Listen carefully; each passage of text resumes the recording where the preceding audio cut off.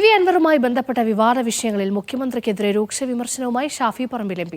രാഹുൽ ഗാന്ധിക്കെതിരെ അൻവർ മോശം പരാമർശം നടത്തിയപ്പോൾ അതിനെ പിന്തുണയ്ക്കുകയായിരുന്നു മുഖ്യമന്ത്രിയെന്നും ഷാഫി പറമ്പിൽ കുറ്റപ്പെടുത്തി.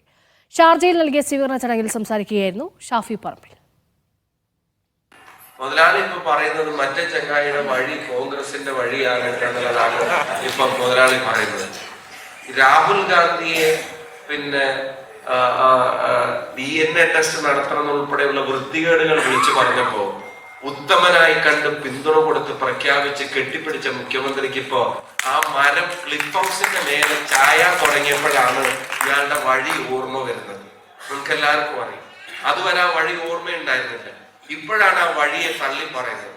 ഞങ്ങൾ ഒരു കാര്യം തീർത്ത് പറയാം, കേരളത്തിലെ CPM പ്രവർത്തകർ പോലും ഈ ഭരണം മാറണമെന്ന് ആത്മാർത്ഥമായി ആഗ്രഹിക്കുന്നു എന്നുള്ളതാണ് വസ്തുത.